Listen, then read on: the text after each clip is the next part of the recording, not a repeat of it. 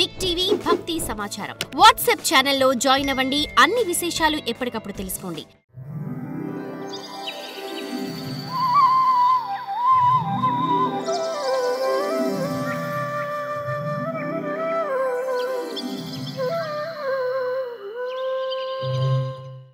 కవిత్వంగా ఉన్న మాటల ప్రయోగంలో అపశబ్దాలు ఉన్నప్పటికీ ప్రతి శ్లోకంలోనూ అనంతుడైన శ్రీహరి యొక్క కీర్తిని గుర్తు చేసే నామాలు ఉన్నట్లయితే అటువంటి కవిత్వము అపశబ్దాలు కలిగినదే అయిన జనుల పాపాన్ని పోగొడుతుంది.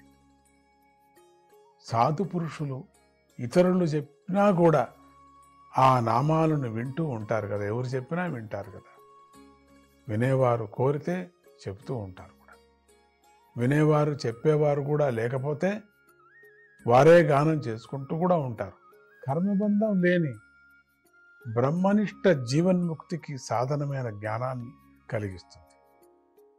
అయినా ఆ జ్ఞానంలో హరిభక్తి లేకపోతే అది అంతగా శోభించనిదే శోభించదు అని నేను భావిస్తున్నాను. ఇక బ్రహ్మార్పణం కానీ కోరికలతో చేసే కర్మల గురించి చెప్పేదేముంది చెప్పండి ఓ వ్యాస మహర్షి. ఈ కారణంతో యథార్థ బుద్ధిని, శుద్ధ కీర్తిని, సత్యవ్రతుడివి, దృఢవ్రతుడివి అయినటువంటి నువ్వు సమస్త బంధాల నుండి విముక్తిని పొంది మనశ్శాంతిని పొందేందుకై అనంత శక్తులు గల శ్రీహరి యొక్క ప్రసిద్ధ లీలలను స్మరించు. హరిలీలల కన్నా భిన్నంగా ఏదో ఒకదానిని చెప్పే వ్యక్తికి ఆ పరమేశ్వరునిచే సృష్టింపబడినటువంటి నామరూపాలతో స్థిరత్వాన్ని కోల్పోయిన బుద్ధి పెద్దగాలికి విసిరివేయబడినటువంటి నావలాగా ఎప్పటికీ ఏ విషయంలోనూ స్థిరంగా నిలవలేదు. మానవులు సహజంగానే విషయభోగాల్లో ఆసక్తులై ఉంటారు కదా. నువ్వు వారికి ధర్మం అనే పేరుతో కామ్యకర్మలను బోధించావు. ఇది చాలా అన్యాయం కదా నువ్వు చేసిన పని. ఇంకా ఎక్కువ కర్మలు చేయండి, ఇంకా ఎక్కువ గ్రహించండి, ఇంకా ఎక్కువ భోగాలు అనుభవించండి అని అటువంటి కర్మలు నువ్వు బోధించావు. ఈ కర్మ చేస్తే ఇంత భోగం దొరుకుతుంది, ఈ కర్మ చేస్తే ఇంత నీకు ధన ప్రాప్తి అవుతుంది, ఈ కర్మ చేస్తే ఇంత సంతానం అవుతుంది, ఈ కర్మ చేస్తే ఇంత రాజ్యాధిపతి అవుతావు, ఇట్లా బోధించుకొని వచ్చావు. ఇది జీవన్ముక్తి విచారంగా లేదే ఎక్కడ కూడా. నారదుడు వ్యాసుడితో పలుకుతున్నాడు, మానవులు సహజంగానే విషయభోగాల్లో ఆసక్తులై ఉంటారు కదా. నువ్వు వారికి ధర్మం అనే పేరుతో కామ్య కర్మలను బోధించావు. ఇది చాలా అన్యాయం. అజ్ఞానులైన వారు నీ వాక్యాల వల్ల కామ్య కర్మలనే ధర్మంగా తలచి వాటినే గట్టిగా పట్టుకొని కామ్య కర్మలను వారించి భేదబుద్ధిని పోగొట్టి బ్రహ్మదర్శనాన్ని చేయించే వేదాంత వాక్యాలను యథార్థ బుద్ధితో స్వీకరించలేకపోతున్నారు వాళ్ళు. కర్మలే ఎక్కువ, దాని నుంచినే మోక్షం దొరుకుతుంది, అదే సర్వస్వము, ఇటు రెండూ సాధించుకోవచ్చు, అటు ఇక్కడ ఈ ప్రపంచం ఉండేటువంటి భోగాలు సాధించుకోవచ్చు. మళ్ళీ మనం వెళితే అక్కడికి పైలోకాలకి వెళితే అక్కడ కూడా సంపూర్ణంగా మనం ఇంద్రలోకం చంద్రలోకం లాగా ఉండిపోవచ్చు కదా. ఈ విధంగా వాళ్ళకి నిజమైనటువంటి ఆత్మ దర్శనం లేకోకుండా చేసేసాను. విద్వాంసుడైన వాడు సర్వకర్మ ఫలత్యాగాన్ని చేసి జ్ఞాననిష్టతో సర్వజ్ఞుడు, సర్వవ్యాపి అయిన పరబ్రహ్మ యొక్క ఆనంద స్వరూపాన్ని తెలుసుకోగలడు కదా. వాడుక్కడికే తెలుస్తుంది, కానీ సాధారణ వాడికి ఎక్కడయా తెలుస్తుంది.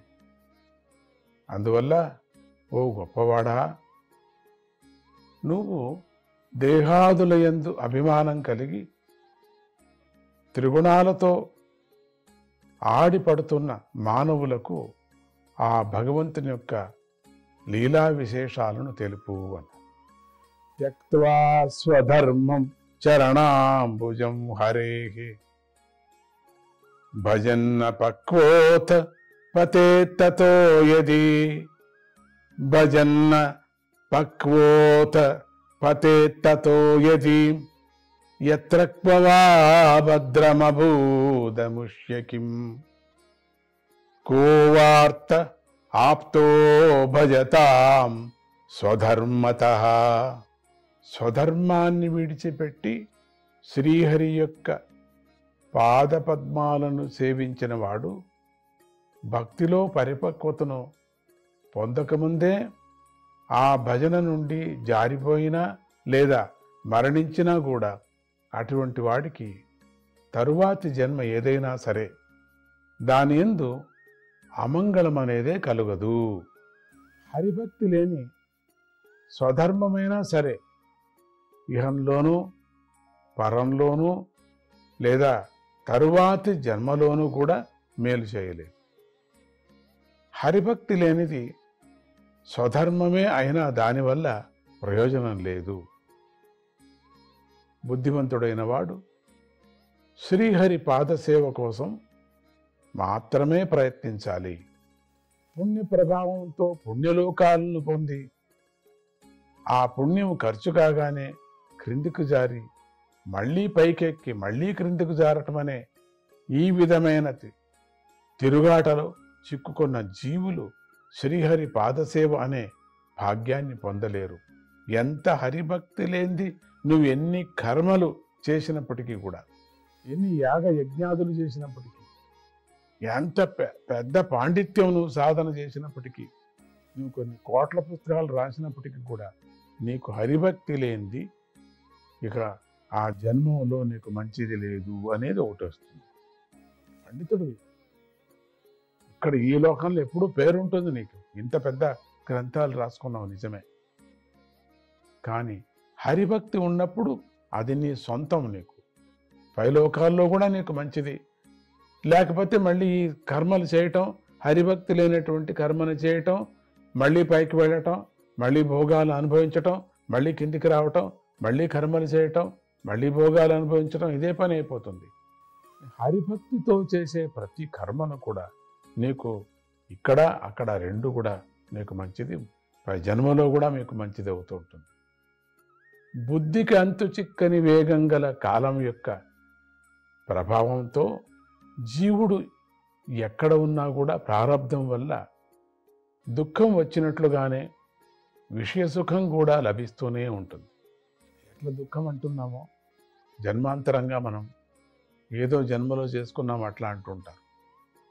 ఏది దుఃఖం, మళ్ళీ విషయభోగాలు కూడా అట్లనే వస్తున్నాయని అర్థం. అక్కడ విషయభోగాలు ఎట్లా అంటుకొని వచ్చాయో, ఏ జన్మలో ఏం చేశావో, నీకు ఈరోజు ఇంత అద్భుతమైనటువంటి నువ్వు పదవిలో ఉన్నావు, విషయభోగాలు అట్లే వచ్చేసాయి నీకు.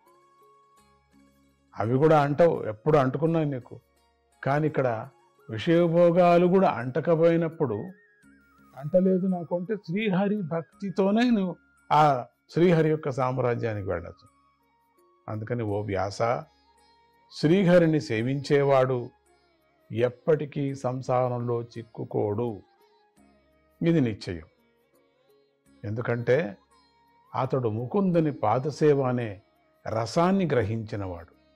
అతడు ఎప్పటికీ శ్రీహరిని విడిచిపెట్టాలి అనుకోడు కూడా.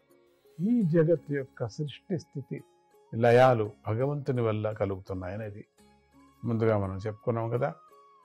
ఈ మూడు కూడా వాడిదే అని చెప్పుకున్నాం కదా. ఈ జగత్తు కానీ జీవుడు కానీ పరమాత్మ కంటే భిన్నంగా లేరు. జగత్తు, జీవుడు వీళ్ళు పరమాత్ముడి కంటే భిన్నంగా ఉన్నారని లేరు. కానీ పరమాత్మ వారికంటే భిన్నంగా విలక్షణంగా ఉన్నాడు అనే ఈ విషయం నీకు స్వయంగా తెలుసు నీకు. అయినా నేను ఆ విషయంలో ఒక అంశం మాత్రమే నీకు నిరూపించి చెప్పాను.